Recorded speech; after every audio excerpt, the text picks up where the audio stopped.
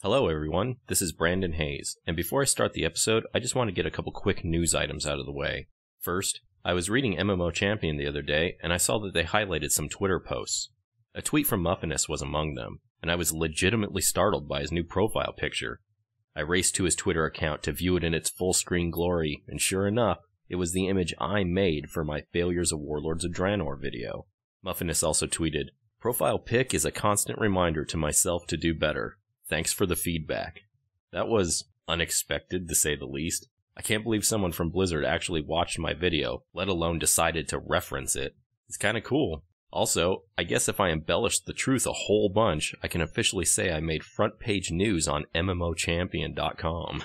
The second item I wanted to address before I get things going is the recent announcement that Ian Hazzikostas will be doing a live Q&A next week, Saturday, June 6th, 2015. Do I expect it to be a hard-hitting interview that'll address all our complaints and concerns? Of course not. And for anyone who does, I hear Blizzard has a new bridge to sell them in the item shop. Go buy it. It's fantastic. Ian's interview will be a total fluff piece. And how could it not be? Blizzard's calling all the shots. It's their forum on their time frame where they get to choose all the questions being asked. I'm sure they'll address some minor player concerns to avoid a full-scale PR meltdown, but mostly the focus will be on patch 6.2. The overall theme of the interview will try to convince subscribers not to dwell on the past, but to look toward the future. Having said that, if you still plan to participate, I suggest you think long and hard about what you're going to ask.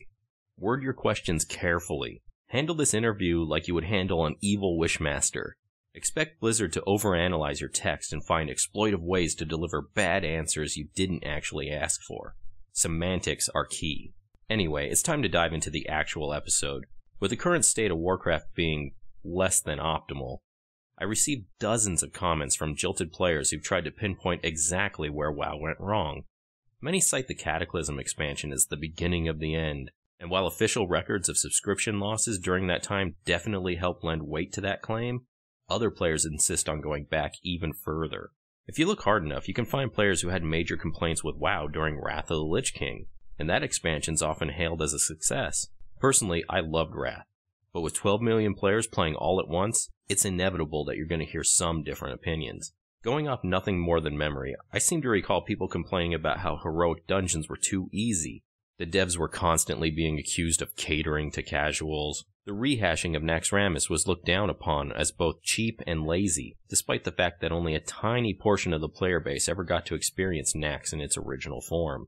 Trial of the Crusader was a wildly unpopular raid, generally considered a lackluster follow-up to the fan favorite of Ulduar.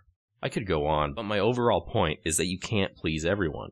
Every single thing that was ever created throughout the entire history of mankind has its fair share of critics. Speaking of which, I'm probably going to get a lot of flack for making this video. You see, being vocal about my displeasure of Warlords has earned me several invitations to Nostalrius, which, for those of you who don't know, is a private server that opened in late February of this year. Also known as Nostalrius Begins, this server offers a vanilla-only version of Warcraft. The people who run it claim to maintain 5,000 players on average during peak hours. With numbers like that, on one of many private servers, you can't deny there exists a substantial demand for vanilla WoW. But I'm not part of that demographic by any means. I think Blizzard really messed up with Warlords, and that disappointment has inadvertently stirred up plenty of bittersweet nostalgic memories for me, but I'm not going to try and mend my broken heart by reveling in the past. Now this video isn't just going to be me bashing vanilla WoW, but I'm not going to blindly praise it either. It was obviously an amazing game for the time, but times change. I should probably remind everyone at this point that I started playing around the launch of BC. I never got to experience vanilla in its truly purest form. But Kalimdor and the Eastern Kingdoms weren't drastically changed during the Burning Crusade either. It was still a cold and dangerous, unforgiving world that was tough as hell to level in, so I'd like to think I have some first-hand knowledge on the subject. Still, aside from one feeble old man's fading memories, I'll be using two other sources of information to piece this video together. The Unreliable Internet and an old Brady Games strategy guide. Take your games further with Brady Games. I've been wanting to talk about this guide for months, and now I have the perfect opportunity to bust it out. I picked it up at a local thrift store for a couple bucks, and I think it was well worth the price. As the warning in the back of the book says, MMORPGs change, and it's inevitable that the accuracy of this information within this guide will change as well. This guide is accurate as of the initial launch of open beta. Well, you can't get any more vanilla than that. My main complaint about Vanilla WoW is probably the sheer inconvenience of it all. There were a lot of little annoyances that really weighed down the game. Travel time, for example, was slow beyond measure. I'm not just talking about a lack of flight, I'm talking about having to stay on foot until you reach level 40. That's when you were allowed to buy your first normal ground mount. If you wanted an epic ground mount, you'd have to hit level cap, which was 60, and it cost a ton of gold. And there were no daily quests in vanilla, you just had to grind your ass off to make money. The fastest form of travel was the automated flight paths, and they used to move slower than they do today. Not only that, but there was a time when you couldn't just fly straight through multiple flight points. You had to stop at each individual one and then decide which point to fly to next. You couldn't AFK your flight from Orgrimmar to Tanaris, you had to babysit that journey every step of the way. Hearthstones are another form of travel. In vanilla, we only had one, and it had an hour-long cooldown. Are your bags full? Do you need armor repairs? Well, I hope you haven't used your Hearthstone in the last hour, otherwise you're trekking back to civilization the hard way. All these speed bumps working together really slowed down progress. Gaining experience was already a slow process. Add unrefined travel methods to the mix and you're dealing with one slow burn of a game. Let's not forget how many quests in vanilla had you bouncing back and forth between distant maps simply to waste time. You meet an NPC in Southern Kalimdor. He wants you to deliver a letter to his friend, an NPC living somewhere in the northern part of the Eastern Kingdoms. Great. I don't mind spending 12 hours pretending to be a mailman simply because cheapo doesn't want to spend 30 copper on postage. What else was inconvenient about vanilla? How about bag space, or lack thereof?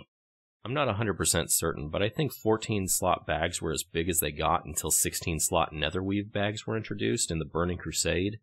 So there was less bag space early on, and many more things to carry.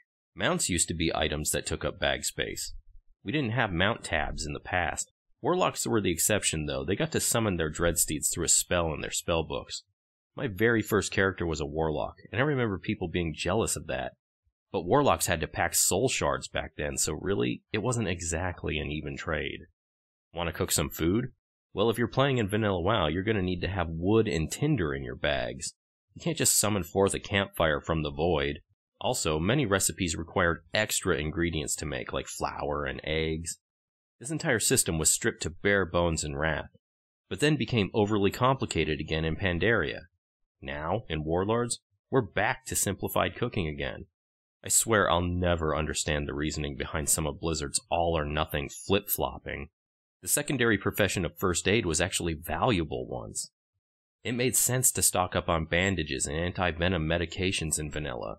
That stuff ate up bag slots. In the same vein of protection, magical resistance gear was highly important, depending on your level of gameplay, and you had to lug around all that stuff as well. Bags were also stuffed to the brim with numerous reagents and other necessities. Wizard oils, sharpening stones, buff scrolls, rogue poisons, mage runestones, druid seeds, paladin symbols. It was a nightmare to micromanage your inventory. No doubt a lot of players enjoyed this aspect of the game, but I didn't. I found it stressful, actually, constantly worrying about running out of supplies when I was far away from home. But I'm a Care Bear casual, so what do you expect? The other day I was on my druid, running around Nogrand, when I accidentally fell off a cliff. I instinctively tried to activate my flight form, but of course that didn't work, so I hit the ground hard and died. The corpse run was relatively quick. There was a graveyard nearby, and my soul's run speed was quite fast. It was nothing like dying in the early days of WoW. Graveyards were sparse, and corpse runs took forever. Also, if you got lost, tough shit, there was no return to graveyard button available. Speaking of inconvenient runs, you used to get dismounted when you hit deep water in WoW. It made maps like the Wetlands and Dustwallow Marsh a major pain in the ass to traverse through. Are you a miner or an herbalist? Well, those professions sucked in vanilla. Sure, they were profitable, but you had to work harder for that money. First, in order to track nodes, you had to activate that ability. It disappeared every time you logged offline, and you could only track one kind of node at a time. Plus, some nodes were downright impossible to see. They didn't have outlines or sparkles in the beginning to highlight their locations. You could be standing right on top of an herbing node and not even realize it. Oh, and some nodes were multi-tappable, so you'd have to click on them 2 or 3 times to gather the full yield. This was especially frustrating when another player would show up and try to harvest the same node you were. Do you like reading quests? Well, most people don't, and those people would have despised vanilla WoW. When you clicked on a quest giver, the quest text would slowly scroll across your screen, like it was being handwritten in real time. You couldn't just grab a quest and go, you had to wait for the story to unfold. Once you were finally able to accept your quest, you had to discover for yourself where to go. There were no quest tracking tools. You had to fend for yourself or check third-party resources like Thoughtbot. For those of you who don't know, Thoughtbot was like a crude version of Wowhead. It was a forum, basically, where players shared game information. It's been a long time, but if memory serves correctly, it didn't even have pictures.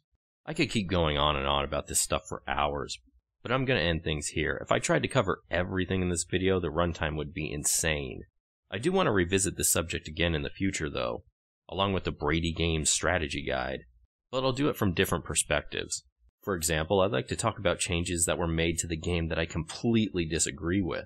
Like the removal of quests for certain classes. I think that's absolutely awful. Content should basically never get purged from the game. I also want to talk about class changes too, from vanilla to now. Things like hunters once needing ammo and being required to feed their pets. But to hear me cover all these topics, you'll have to wait for future videos. Ultimately, I'll leave you with this. I'm opposed to playing on a vanilla WoW server because I want to move forward.